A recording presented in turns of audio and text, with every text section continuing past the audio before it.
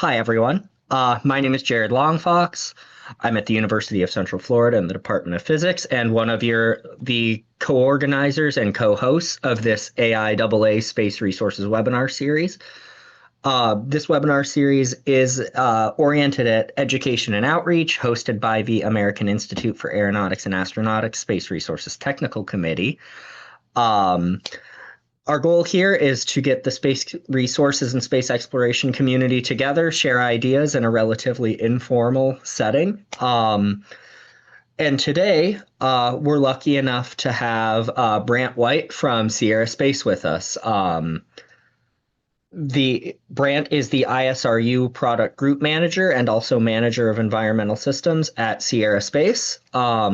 I'll let him introduce himself more if he so chooses. But we have a really cool talk today related to carbothermal reduction of regolith for oxygen production. A couple more logistics before I hand it over. You will note that if your Zoom layout is the same as mine, at least, there is a Q&A button at the bottom in which you can type your questions as we go. At the end of Brant's talk, we'll take them in the order received. Don't hesitate to punch them in as you have them. We'll get to them. Or if you feel like waiting till the end, that's fine too. Let's see, recording, Q&A. If there's any technical issues, you unfortunately attendees are not able to directly chat with us, but you can punch stuff in the Q&A. I see several regulars in the audience. You know this. But we'll go from there, and I'll quit talking because it's not my show. Brant, thank you for your time and expertise. I look forward to this. Thank you, Jared. Everyone can hear me, right? Yep. Okay.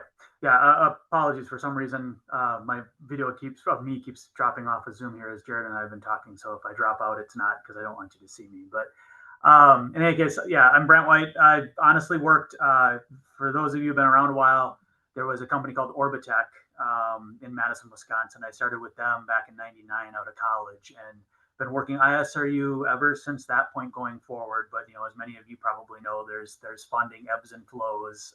So it hasn't been ISRU the whole time, but for a lot of that, the bulk of my career, I've been working ISRU along with some propulsion and some other environmental life support system work. So today we've done a lot of great work on ISRU, especially since about 2019. So I'm going to give you some history and then a recap of everything we've done most recently as we've been setting ourselves up in a good position to be ready to basically go to the moon and demo this technology for real this time. So just starting out with some of our carbothermal reduction, overview and kind of the previous efforts here. The carbothermal reduction process itself, if you're not used to it, familiar with it, it's a mature terrestrial technology. They use it mainly for making high purity silicon. But you're essentially stripping the oxides off of minerals, whether that's what makes up the regolith or sand on Earth to get that silicone here. So the process actually works, and we've demonstrated both with the Mare material and the Highlands regoliths on the moon. We predominantly reduce the iron, calcium, and aluminum that's present in those, if they're present in those particular regoliths. So we've worked obviously with simulants, not real Apollo samples, but we've demonstrated this with JSC-1A. GreenSpar 250 is generally what we use right now for Highlands, as it's the most chemically analogous, and then the NUW LHT5M Highlands simulant as well.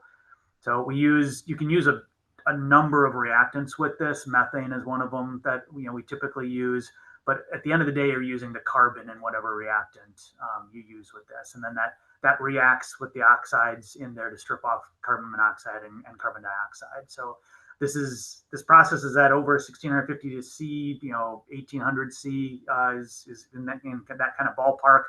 We kinetics wise, we like to do this at lower pressure, the better. The reaction itself, though, takes well under 10 minutes. You can tailor different parameters to adjust some of that stuff as well. But at a high level, that's what you're looking at there. So once you get that CO and CO2 off, there's really three overall steps to this process. You get the CO2 extracted from the regolith, then you run that through a catalyst bed to recover your carbon off of that. You're generating water as an output from that with your oxygen in it. Then you run that water and the hydrogen you use in the catalyst bed to an electrolysis unit. So end of the day, closed loop, it's regolith in, reduced regolith solidified slag coming out, and then oxygen out of your reaction. The hydrogen in the system and the carbon reactants get recycled through the system overall. There's a lot on here, but this kind of highlights a lot of the things about our process that we've developed through the years, and actually looking even towards Moon to Mars. There's some unique processes that you do associated with the carbothermal process that have direct synergy to operating on Mars. So we'll just kind of go through here. The upper left there, flexibility. So we've demonstrated all the regolith handling operations and running our reaction itself at slope angles up to 15 degrees. Right now, NASA is telling us to anticipate probably no more than 10 degrees on the lunar surface. But again, we've demonstrated at these higher levels. So that just means we're a little more agnostic to landing sites. You don't have to do necessarily site preparation or be really accurate with where you're landing, and we can demo our technology accurately that way. The system's very durable. One of our big unique features here that's novel is our molten regolith that we're doing the processing with, which is, again, over 1650 C. That's actually hotter than most magma lava temperatures. So as you can imagine, containers don't really like to hold something like that and survive. So kind of what we do uniquely is the regolith itself is very low thermal conductivity because it's very porous and jagged and a lot of void spaces between it. So we use the regolith as its own processing container, because in the lab we use a laser for direct energy input, but we also do this with, we do it on the moon with concentrated solar energy. So you can just bring that optical energy in, deposit that directly onto a surface of regolith, and then create a melt there, and that melt's only touching adjacent regolith. So it'll bring in more melt as it needs to, or more regolith as it needs to, and gets to a steady state position where you do your processing then, and then you let that melt solidify and get it out of the system. So end of the day, that molten material is not touching any other hardware in the system, which makes durability a lot easier to deal with in this process. The mechanisms themselves for moving that regolith around, getting the melts out after they've solidified, you've got issues that I'm sure many of you are familiar with the regolith being very unforgiving, the dust, ingress into mechanisms. So we've developed means to protect against that, ways to protect seals, because we are doing this in a pressurized environment to capture that CO.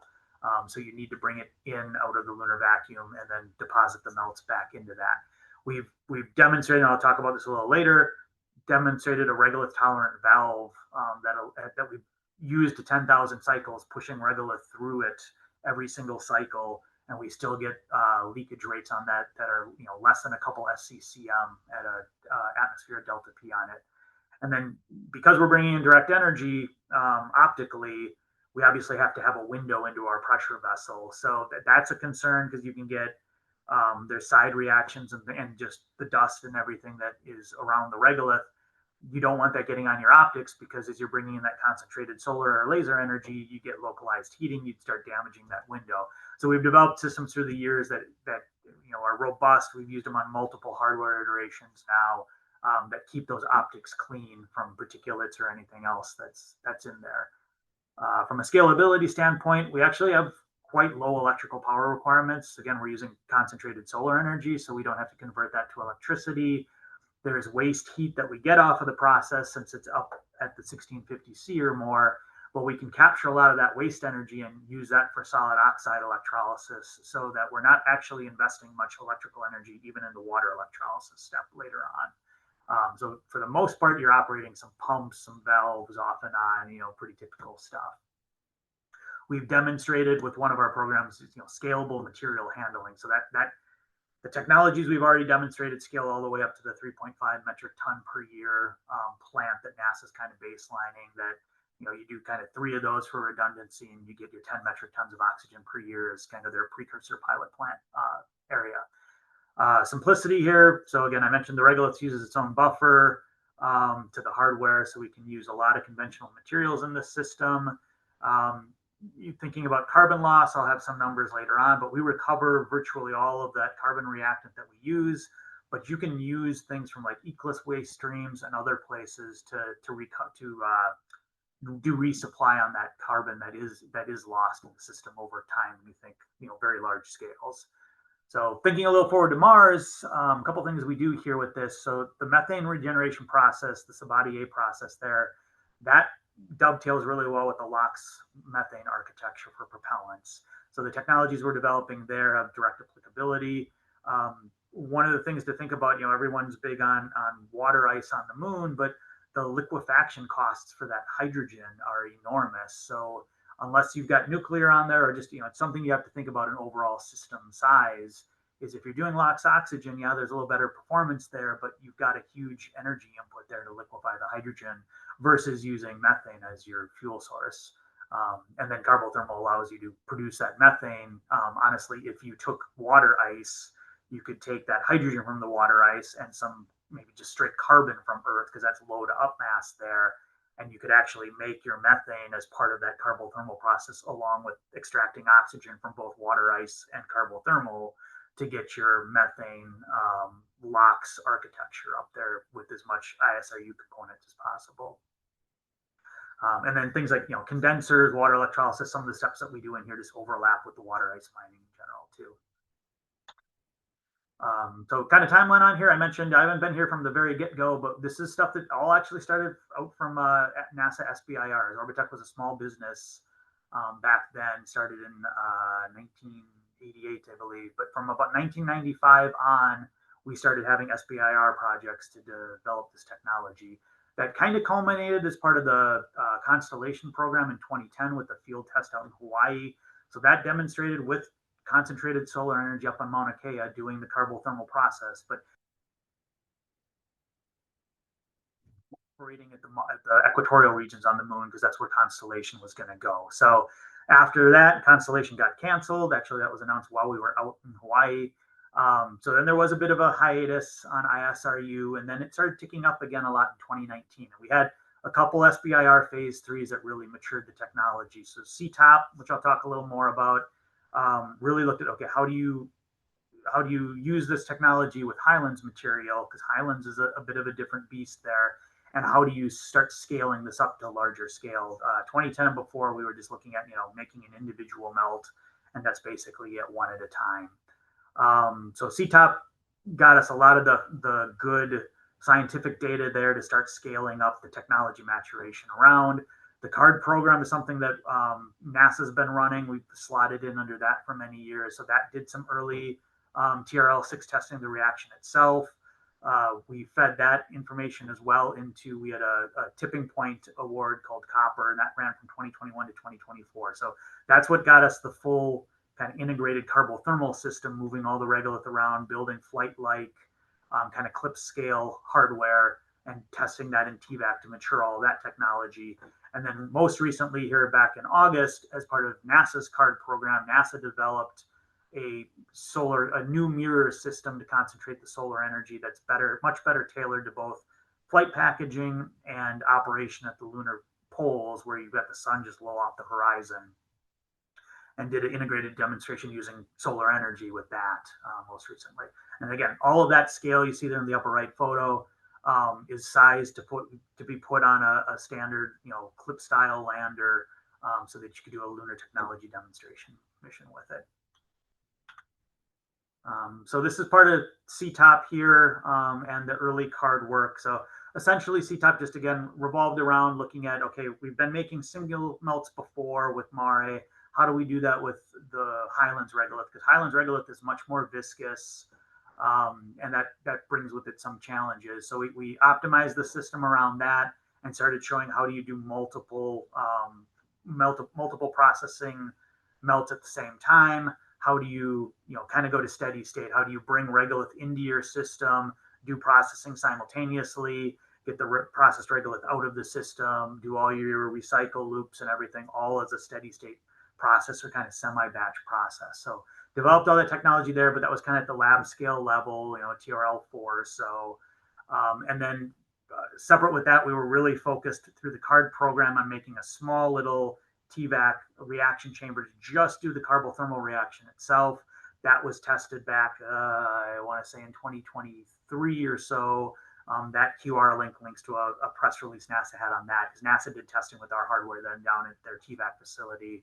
to show the carbothermal reaction itself at TRL6. So everything we learned from this stuff, then we fed forward into that copper tipping point program. And that's where we really matured all of the hardware technology to where we are today. So I'll spend most of the time here covering then that copper program that we had. This just shows you here the block chart on the right. These are all the basic steps when you think about the carbothermal process and what you would have to do on the moon for actual oxygen production. So NASA's always traditionally funded us for what's in that red box, collection and delivery. Things like the IPEX rover that SwampWorks at Kennedy's developed are things you could think of that would go and get the regolith for us, maybe get rid of the processed melts that we have. So that's a separate beast. And then to the right of the red box there, some of that stuff we've worked in the past, especially here that the carbon recovery loop for the reactant and gas cleanup modules for the catalysts that you're using. We've demoed this whole process you see here in the 2010 field test, but that was again with other companies and other space agencies providing some elements of that. But traditionally, NASA's basically told us, don't worry about what's in your melt. We'll think about post-processing that to recover the metals and stuff later on.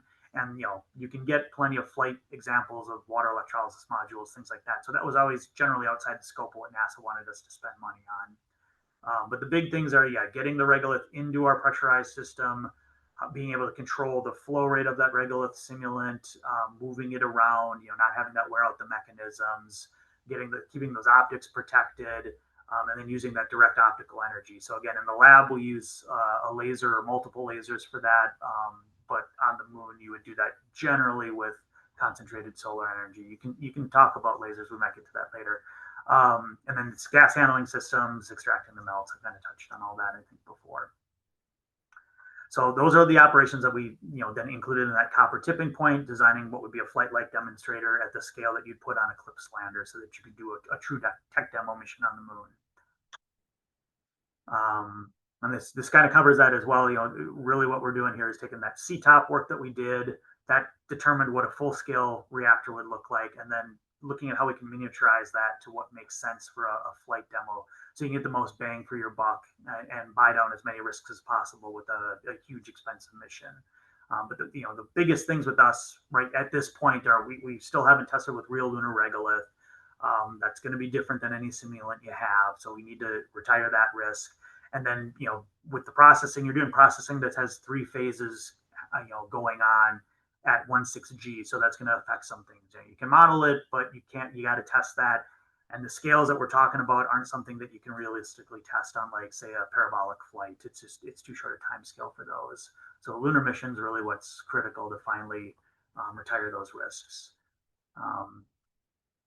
Again, here, the biggest thing here to highlight, I'm not going to read through all the text on this in particular, but the whole point of copper, then we worked very closely with like Jerry Sanders, for those of you that know him, about making sure that the prototype we developed for copper had a very similar design to what the flight tech demo would have, and make sure that we used, so that we could have confidence if you flew a copper prototype, or as you matured that hardware, there was a direct applicability there to a flight demo. And then those basic technologies that you were doing, you were showing and retiring the risks on those. And you might make some changes in the design, but they would very clearly scale to what a full-scale plant would be without introducing new risks to the system. So it's all about just maturing the hardware and giving yourself a good path forward, to your endpoint there with this. So overview on the hardware, just to give you a sense of scale there. It's about 3 feet wide, 2 feet tall, more or less round.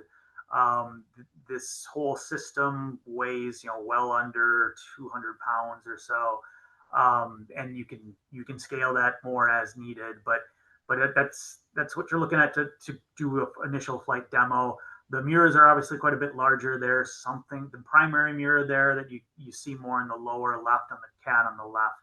Or cat on the right is, I want to say, about 1.5 meters or so in diameter there. So our hardware, I'm not sure if you can see my mouse on here or not, but our hardware is pointed out there. But the image on the left is just a small portion of that overall system. But the way that cross-Dragone mirror system works, it can kind of clamshell down, so it takes up very little vertical space inside a launch fairing, and it can fit within a standard. I think it's a 4 meter fairing we can fit within, certainly a 5. So those of you done R&D projects, you obviously know you build up from small scale, keep doing subsystem checkouts, keep validating stuff as you move along. You don't just build everything up and pretend it's going to work perfectly, first off, and then throw it right into TVAC, right?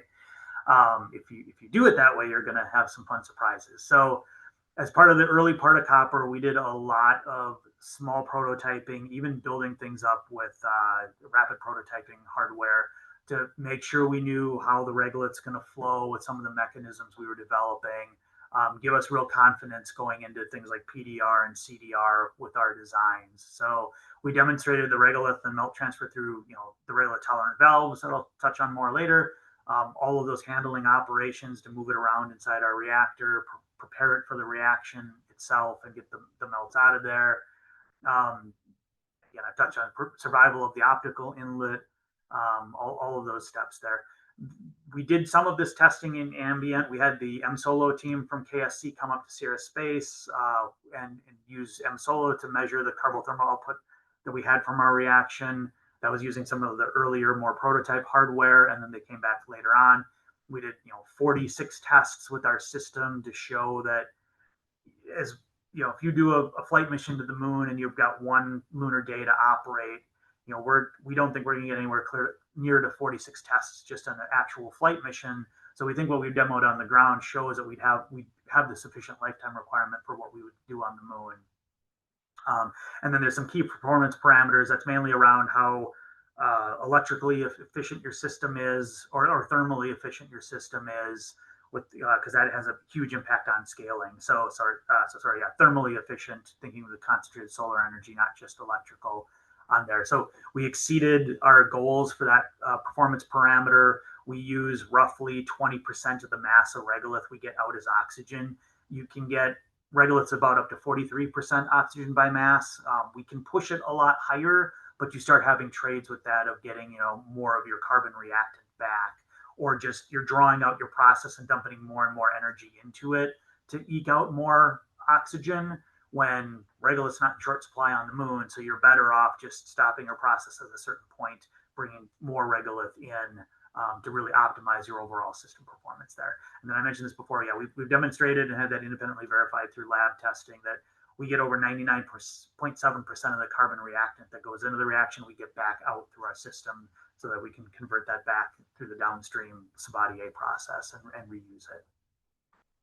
On the right, it's just showing a kind of separate project from this is, I mentioned you've got some plumbing, you're handling some gases and stuff, you've got some valves, things like that. So that was not part of Copper, but as a separate effort, NASA did fund us to develop a TVAC rated system for all of that. And one of the components happened to be a regulator, which this has direct spin-off applicability to things like ECLS systems and stuff, right? So we developed that, did TVAC testing with all of that as part of the overall Copper effort then. Regolith tolerant valve. So again, regolith's not fun to work with. We had worked with a company that NASA had worked with before to develop a regolith tolerant valve that was back with MARE. So that was kind of part of that constellation program. So we had gotten 2 valves from them that, everyone was confident would work with regolith. Both of those valves failed in under 300 cycles. You can see a picture there of galling. Those are actually 2 different valves pictured there. So you can kind of see you can clearly see the galling across the one running diagonally. The other one has a lot more galling, all running kind of at the same diagonal, but across the surface of the ball. And you obviously see a lot of Highlands simulant on that one. So kind of the story behind that is we developed a system trying to do everything we could protect that ball. So the ball was never directly exposed to regolith when it was closed. We had kind of separate subsystems to isolate the regolith off from it, but inevitably fine dust only got to that ball and still caused the galling you see there. The other one galled significantly more because there we allowed direct regolith to get on it. We wanted to see what would happen, but nobody thought it would survive less than 300 cycles. So I can't tell you it lasted 20 or 150 or 299 because we went back to do the first pressure check test. We had an automated system and discovered after 300 cycles that, oh crap, these don't work. And part of that is because the Highlands materials are actually much harder than the MARE materials. So that was one of the things that drove this. So that caused us to pivot and develop in a completely different approach to how we did sealing. We developed where there's a patent pending on this, so we don't give out too many details on this, but suffice to say, we've got some unique features and con-ups of that, so that really minimizes the wear of the seals, rather than trying to like brute force overpower it like you do with hardened surfaces on the valves shown up above. I tested that to 10,000 cycles. You can see in the chart down there in the lower right. We maintained really good leakage rates with that for the first 7,000 cycles, and then there was a slight uptick in there that we don't have a great explanation for, but then it stayed fairly stable with that. So under 2 SCCM leakage rate, that's with 1 atmosphere delta P across the valve. And so yeah, very good system with that. We think that's applicable to valves you'd have in Eclipse or anything, or any industrial environment you have. It'd be applicable, I think, to things like umbilical connections for water, power, whatever on the moon, between facilities or vehicles, even things like hatch doors. We think the seal on that, you could apply this technique to that. So more on that would come out as we get the patent, I guess, approved. TVAC testing here. So it developed all the copper hardware I talked about.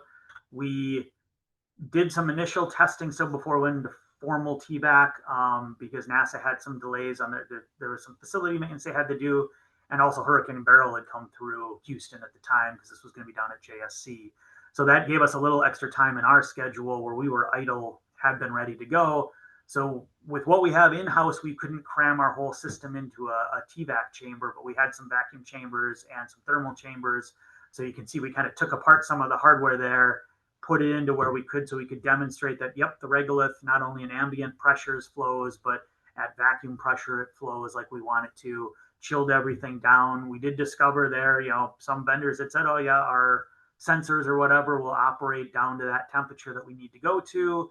NASA had told us basically -40, -45C is the minimum that we would have to expect to see at a landing site. So that's what we tested to. But so we were able to figure out through some ConOps adjustments, or mainly through some software adjustments, how to account for the lagging response times and stuff like that we saw with some of our hardware once we did chill it down. So that was all incredibly valuable stuff to have, because we could have figured that out on the fly down at JSC doing the formal TVAC testing, but you're burning a lot more money and time down there with those big facilities. So checking this off early on was a good programmatic win for us. And you can just see there on the right, that's Highland simulant just flowing out of our system, or through part of our system there down at the -45C in that case. So this is at the TVAC chamber down at NASA. So this was the hardware all integrated. That's showing us operating at the 15-degree slope angle.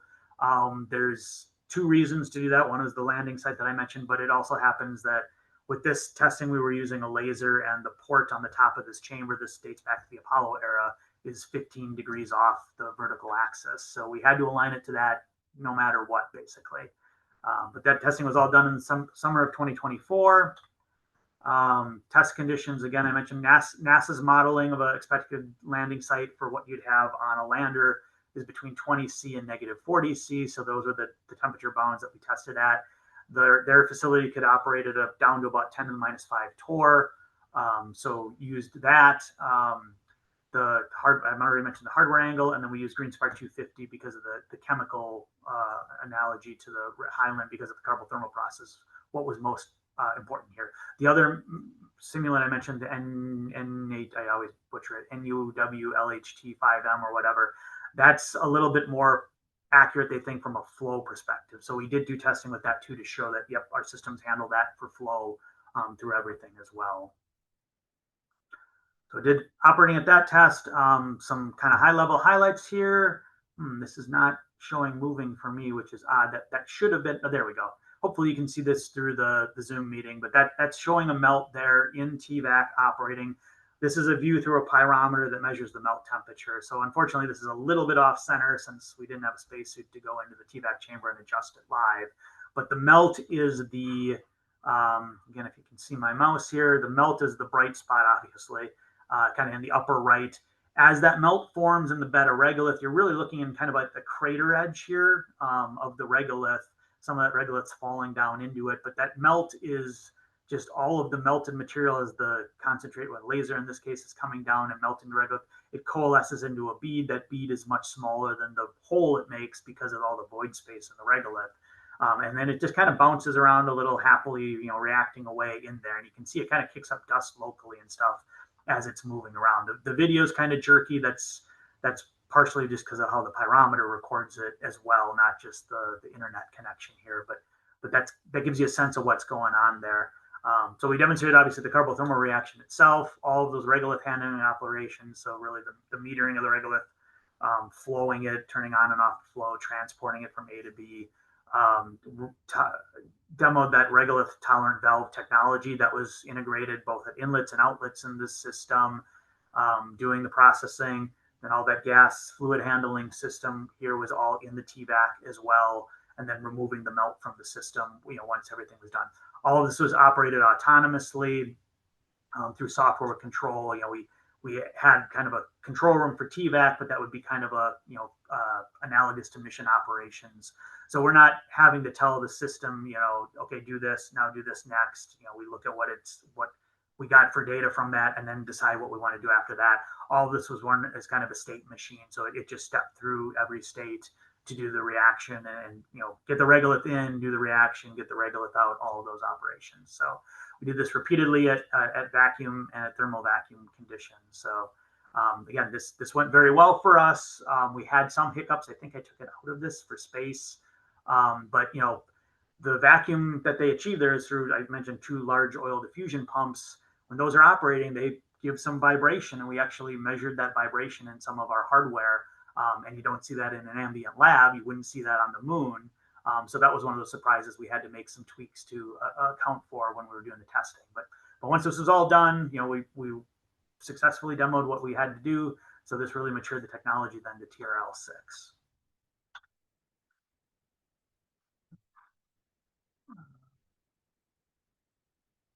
Sorry, my slide. Okay, I was lagging on a slide advance. I'm not going to burrow down into this slide very much because again, there's for proprietary reasons and everything. Carbothermal processes have been around a long time, so we can't patent a lot of the things around it. But this is just showing that these are temperatures around the reactor itself as we're doing the reaction, both at ambient, vacuum, and then at the thermal vacuum condition. So you can see even in the hottest area in this system, we're not getting more than 70 degrees Celsius when you're starting at ambient conditions. So we're nowhere near temperatures where any standard hardware you've got to start worrying about its strength or it melting or anything. In a full production plant size, you would actually want some of those temperatures to get higher because you're obviously radiating heat off, and you want to radiate some of that heat back to it for overall efficiency. But for a tech demo mission, that's kind of beyond the scope of that.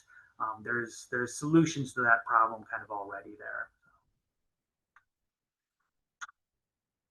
And then, lately here, so over the month of August, basically, like I said, over the last couple of years, NASA's been working on developing this flight-like solar concentrator, a tracking system, so it follows the sun, and all the avionics associated with that. That's all flight-like hardware developed in a cross collaboration between JSC, Glenn, and Kennedy space centers. And then they had some industry partners, along with us through all of this. So they developed this hardware, did a lot of checkout testing with that.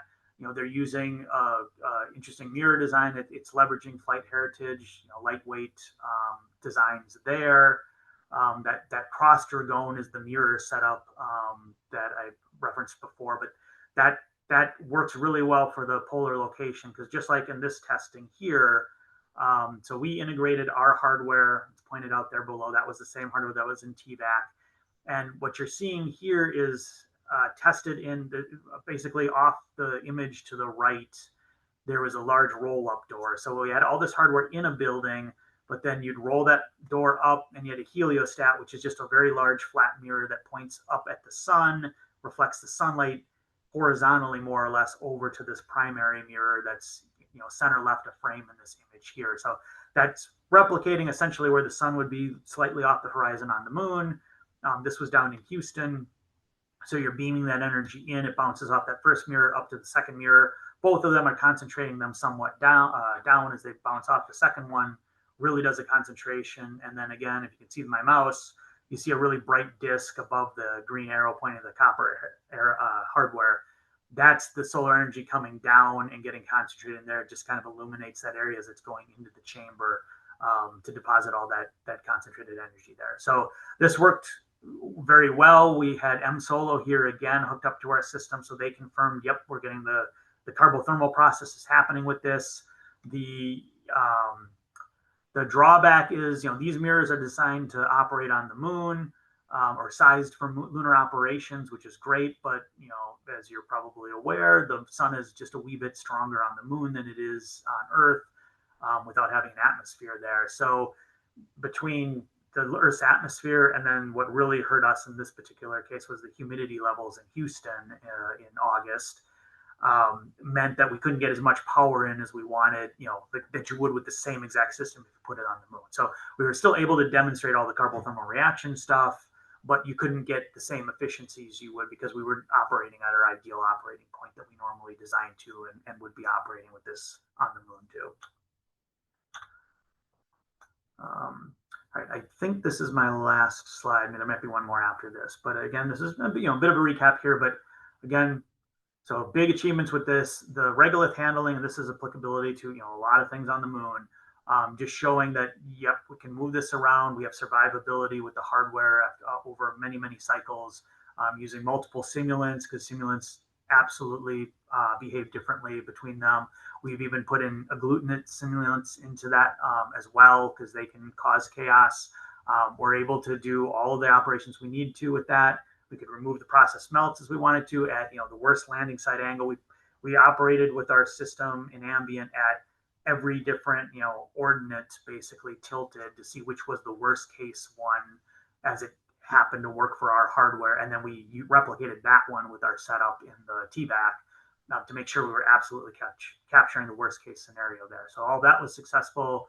The reduction reaction itself again exceeded our KPP goals for thermal energy efficiency. So that was grams of oxygen produced per kilowatt hour thermal input into the system and the production yield. So grams of oxygen that you got out per gram of regolith that you used.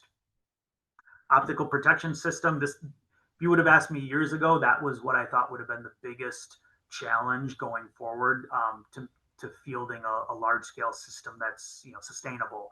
And now through at least 3 hardware gens, we've really retired that risk and shown continuous operation without problems with that system. So very confident with that now. I've mentioned the high carbon recovery rate before, so that's obviously great for it, especially when you think about scale up. So again, all these technologies are scalable to a 3.5 ton per year oxygen production plant. And then you would have redundancy with some of those plants. There's other things you could do to change it from that, but that would be further work. That's always been kind of the baseline to design to.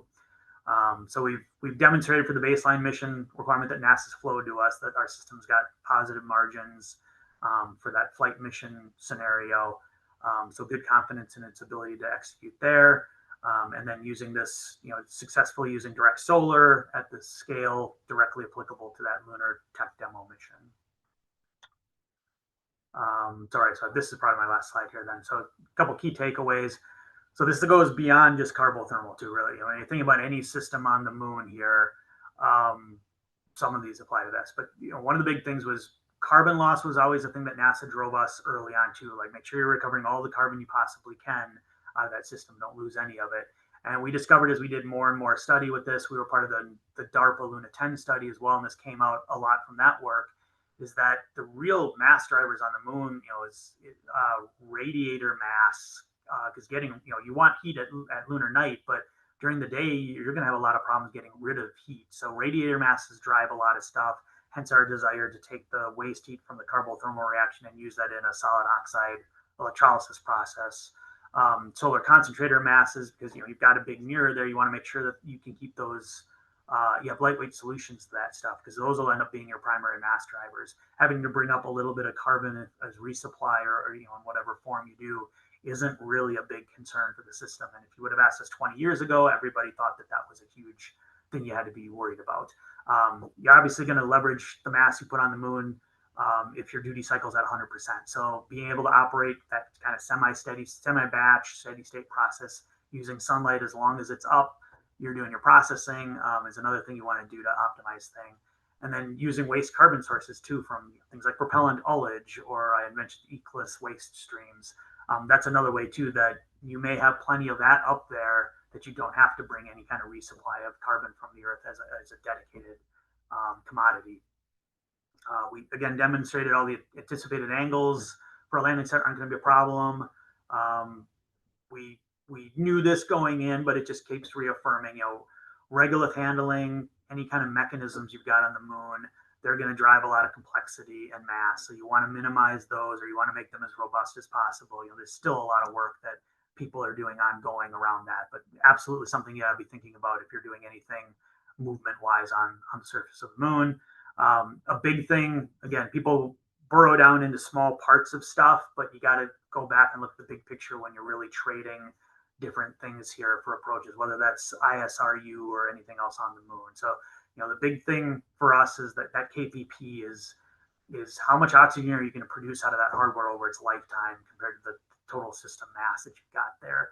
If you're only leveraging the landed mass up there by 1.5 times or something like that, is it worth investing all of that money and bearing the risk of making the oxygen on the moon rather than just paying the weight, cost of bringing all the oxygen you need up there? It does trade, very favorably with what we have, but that's the type of stuff you really have to be thinking of. And I already touched on the waste heat and everything else. I see I'm a couple minutes over my kind of time to leave time for questions. So I think I'll leave it at that. And that's the conclusion of my presentation. So I think I'll hand it back over to Jared. My camera went off, so I'll get that back on. And I'm happy to answer any questions you have. Awesome. Really cool stuff, Brant. I've been following this project for a while, and it's really cool to see how all of this culminated. But enough from me. We do have some questions in the Q&A, and folks, if you do have more, please punch them in. But first, I am going to punch in the chat that you should all be able to see a link to the AIAA Space Resources TC YouTube channel where this will be uploaded. Additionally, there's a link to AIAA Engage, which is our platform where these slides will be uploaded for you to access. You do need a free account. You do not need to be an AIAA member, but you do need to make an account. So you'll be able to access these slides and many of the others from our webinars for free. Again, this is an education and outreach thing, trying to keep it all open source as we can, while of course bearing in mind privacy of the organizations and people involved in presenting. So anyway, first question. Stephen Parman asks, do your regolith simulants have sulfur in them? Regolith has some sulfur in it, and I wonder if that would cause trouble for seals and windows in your system. Yep. Yeah, we've seen sulfur in the system before. It's just been too long. I can't speak to whether the specific simulants we have sulfur or not, but various sources of carbon we've used before have had sulfur in them as well. So it's definitely something we've seen. We had to address that back in the 2010 field test. At that point, NASA had developed some scrubbers or absorption things for the downstream catalyst reactions.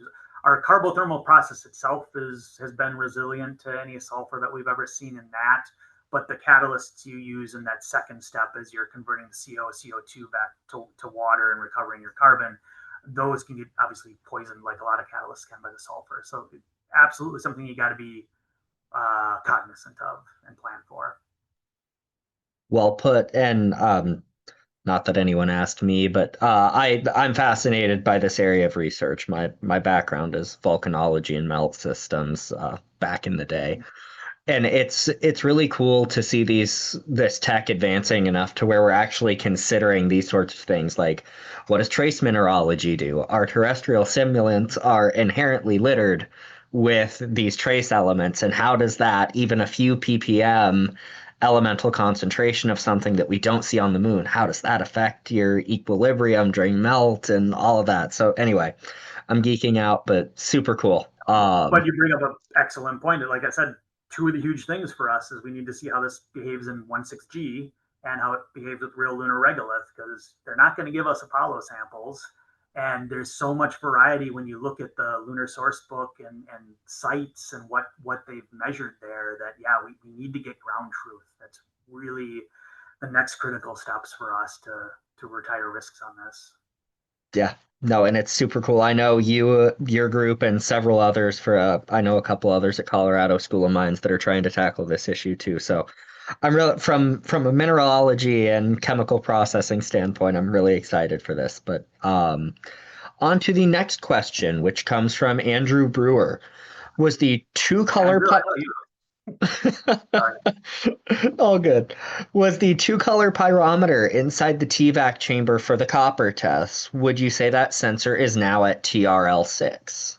Uh, I know where you're going with this, but yeah, unfortunately, I can say it is if you do what we did and put it in its own pressurized container that you purged, so it didn't see the TVAC conditions. Yeah, we used a COTS one. I want to say it's Raytech, but I think they were bought out by somebody, so I don't even remember the name on it right now.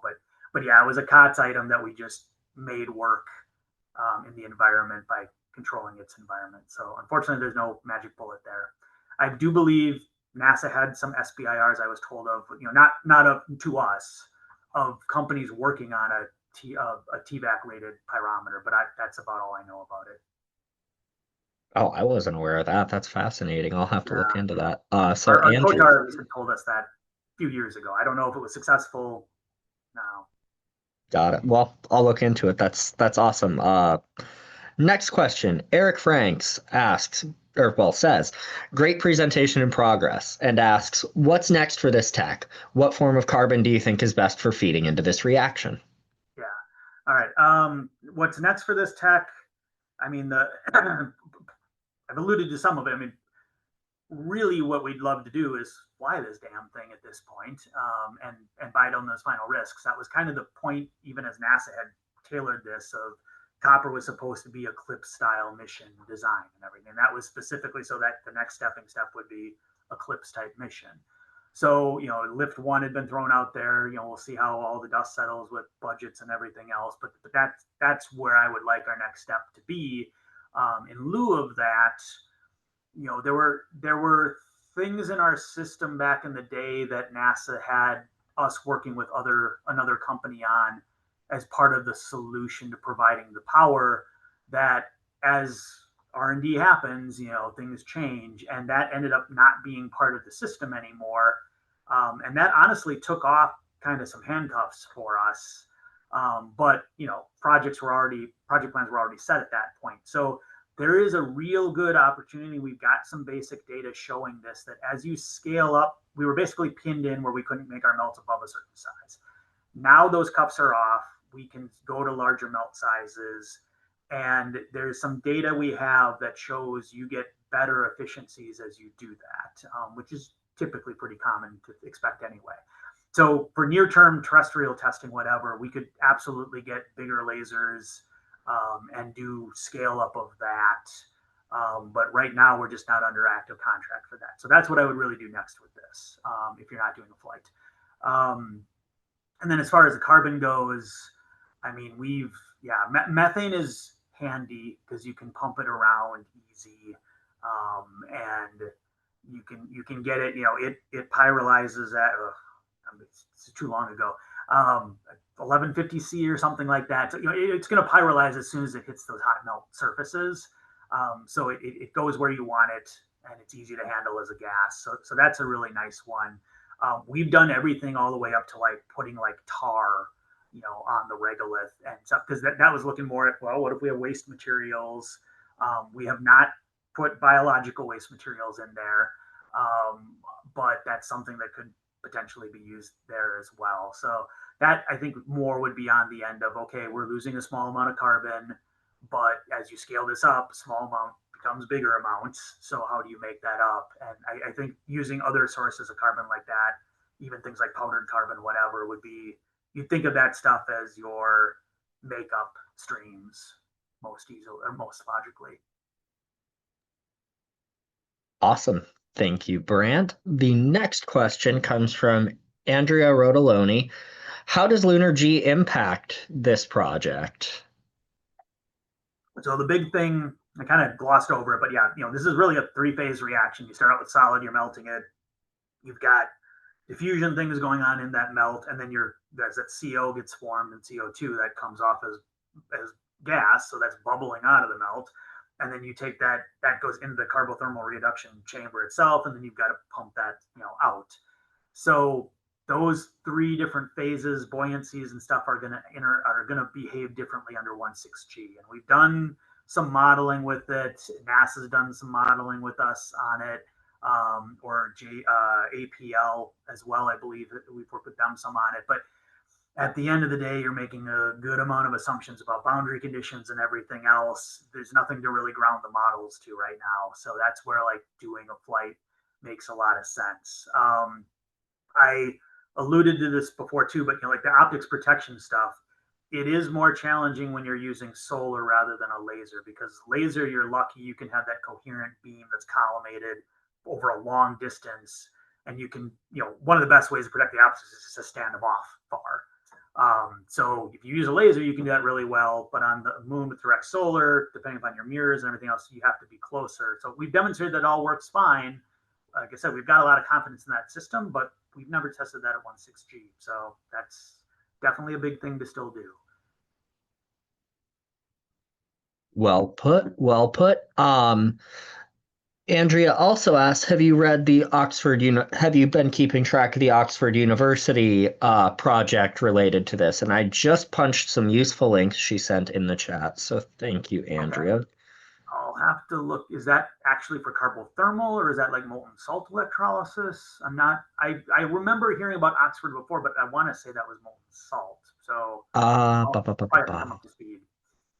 Electrochemical processes. I'm scanning. I am not seeing anything offhand in the first link. Second link, not sure.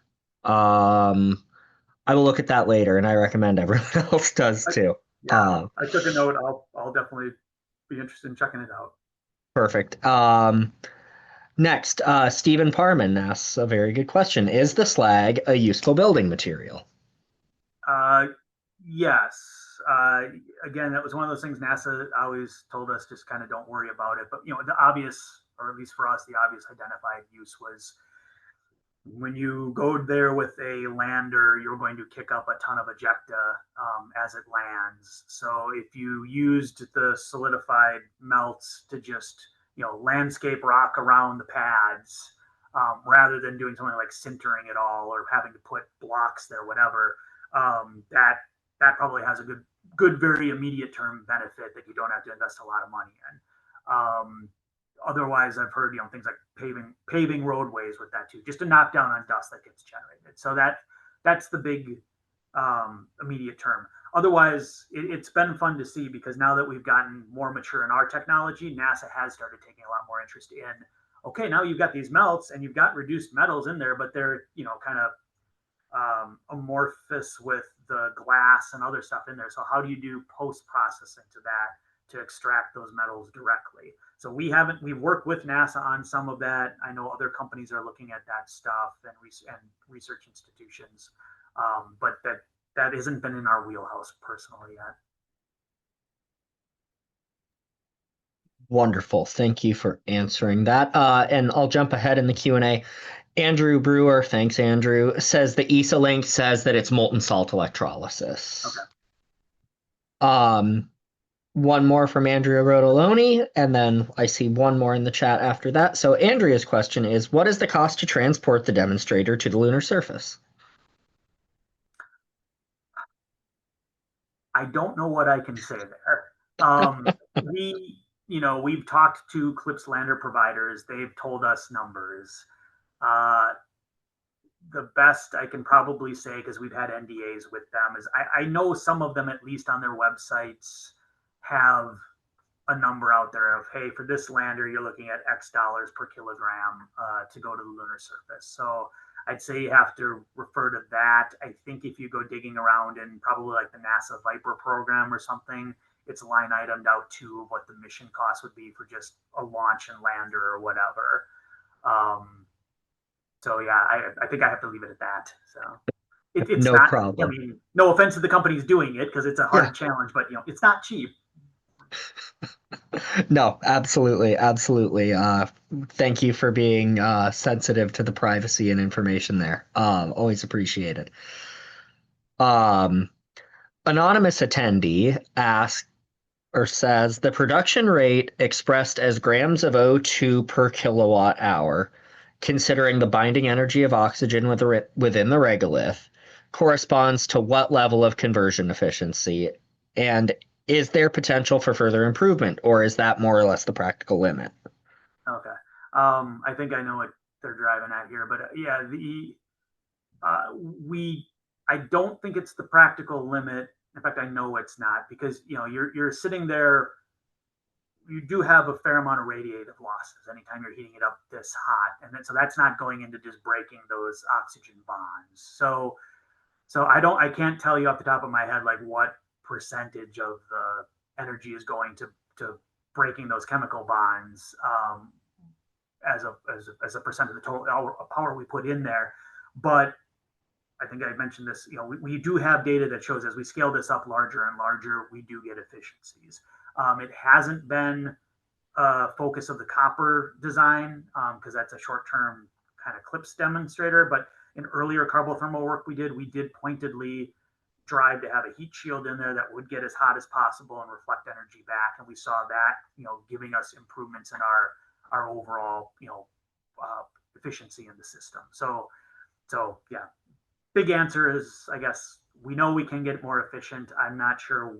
At some point, we're going to obviously run into a brick wall just based on thermodynamics, but we're definitely not there yet.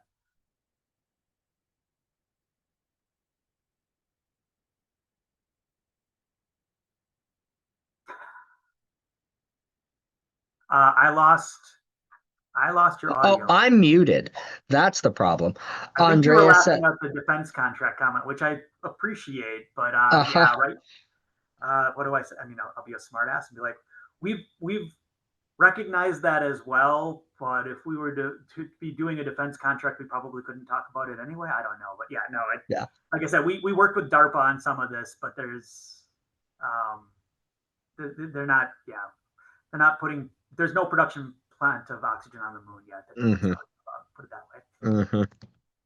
Hmm. And the last one, Andrea put in the chat a couple of cool links to some papers that I'm going to share with everybody related to oxygen from regolith generation. So thank you for that. I don't see anything else in the webinar or in the Q&A, so I'm going to call it there since we've got about 1 minute left in our official Perfect hour. timing.